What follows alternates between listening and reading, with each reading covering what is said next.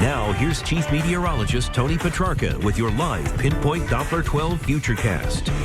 As I suspected just a few minutes ago, a new warning has been issued now further south for Providence County. So it's this area shaded in red now. This is a severe thunderstorm warning, which is in effect until 7 o'clock this evening. And these storms have really fired up as expected within the last roughly 30 to 45 minutes as it passes through the northern part of the state. Torrential rain, localized street flooding, frequent cloud to ground lightning, the potential for damaging wind gusts, and also some small hail. So let's switch over and take a look at live pictures now, and you can see that cell. This is off in the distance right now. It's this curtain of black just off to the north and west.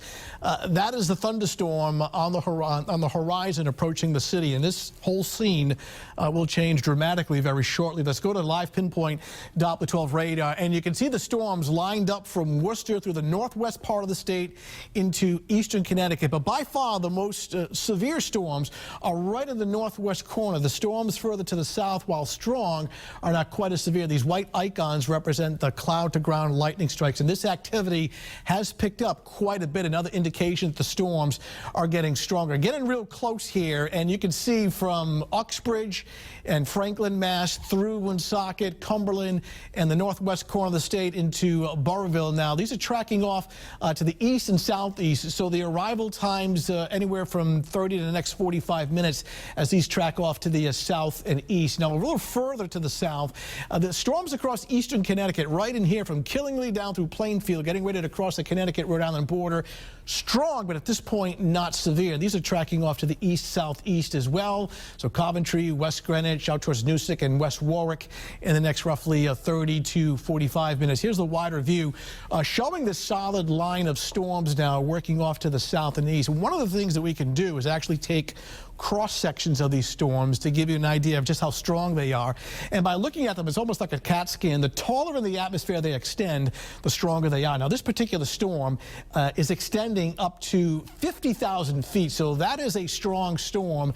And this little appendage right in here, it doesn't look like much, but we sometimes call that an overhang, where it's an indication that there may be some hail aloft. So this storm has the potential to produce hail. And by far, this is the strongest storm just based on the cross section that I'm taking. We can do another cross-section of this other storm in eastern Connecticut, and notice while the one in northwest Rhode Island extends to about 50,000 feet, this one's about 25 to 30,000 feet, so we would classify this as a strong storm, but at this point, not severe. That's not to say it can't become severe, and this is tracking off to the east and southeast, so getting ready to cross the Connecticut-Rhode Island border into western Kent County very shortly. So here's another look at that severe thunderstorm warning until 7 o'clock in the evening. Skies getting dark in Providence right now, and the weather going downhill. So the threat tracker, we should actually update this to high.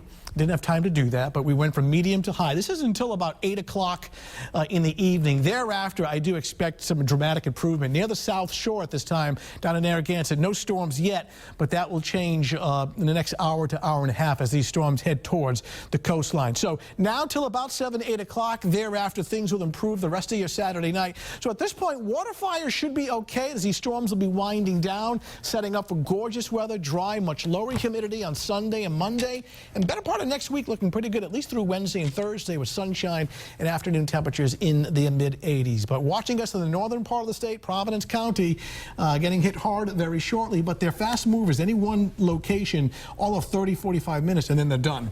Tony, watching all of the action on radar tonight. Tony, thanks so much.